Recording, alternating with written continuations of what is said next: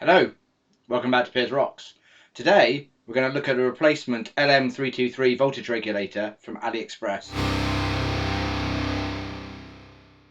This is a 5-volt regulator that's used in large numbers of retro equipment. It produces a 5-volt output and is rated to a total of 3 amps of output current. So pretty high power device. I recently had cause to doubt the LM323 in one of my old 4040 Commodore disk drives. So I had a look online at what's available out there, and you can buy new old stock LM323s, but they cost about £60, $60. So no way am I going to pay that. So I did what I usually do, and I looked at AliExpress to see what I could source, and I bought 5 of these for a grand total of £5, including shipping, so £1 each. Do they do the job? Let's take a look and find out. So here we have it. It definitely looks the business, all metal construction, and the input and the output pins. The ground is the case of this unit, and it's quite heavy as well. Let's do a quick initial test just to make sure that the unit's basically functional. There's no load on the device at the moment. I'll turn on my bench power supply, which is set to 9 volts, and we get a stable looking 5-volt output. So it's a good start.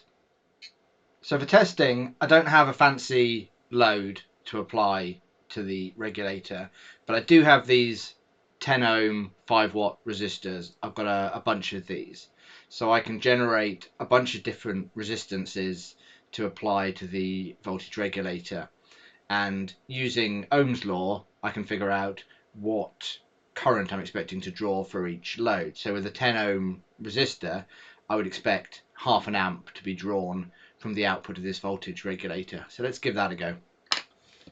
Right, so I've got it connected up with my single resistor, and we should expect to see about half an amp come out of the voltage regulator. In reality, it'll probably be a little bit less than that because my crock clips are quite weedy, so they'll be adding significant resistance.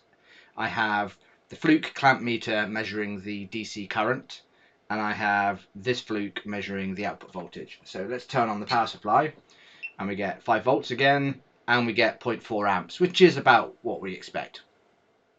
I've now got 2 resistors connected, so that should be a load of 5, or resistance of 5 ohms, so we should be expecting to see closer to an amp this time. Alright, 0.7 of an amp, again that's because of the crock clip resistance. Now I have 3 10 ohm resistors attached, so 3 1/3 ohms, so maximum of 1.5 amps. Again, we won't get that high because of lead resistance. So about an amp, and we'll leave that on for a little bit. Check my cables aren't getting too warm. They seem okay. So everything seems pretty fine and stable at a 1 amp output current. We're getting 5.05 volts. I now have 4 resistors connected and a 5th one not connected. So our load should now be 2.5 ohms. I've increased the current supplying capacity of my bench power supply up to 3 amps at 9 volts. So should be able to give the voltage regulator all the juice that it needs. Let's see what current we get. Oh, it's gone. So I saw it supplying 5 volts and a little bit more than 1 amp very briefly, and now it's supplying nothing. Yeah, I'm turning my bench power supply off.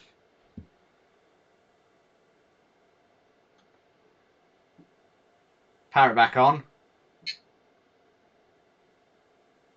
Nothing. So I have a totally dead voltage regulator. So this LM323K, fake LM323K, is capable of supplying a max current of 1 amp, and if you try and push it further than that, it goes pop. And sadly, it doesn't go pop in a spectacular way, it just dies. I don't think this is a good voltage regulator to put in any of my retro gear. Well, there you go. Piece of crap, isn't it? Now, you might say I'm being a little bit too hard on this. Maybe it's actually only rated for 1 amp output current. Obviously, I've looked at the data sheets for the traditional LM323, which this claims to be, and that says that it supports an output current of up to 3 amps.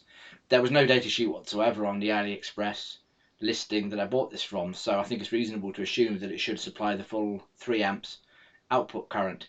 Anyway, I've left a 1-star review on the AliExpress listing for this particular part, although obviously there's a gazillion other just like this that sellers are selling. And I've got my money back from AliExpress, so I'm not down £5 as a result of this exercise. I hope you found it interesting and useful. If you did, please do stick around for the next video. Till next time, rock on.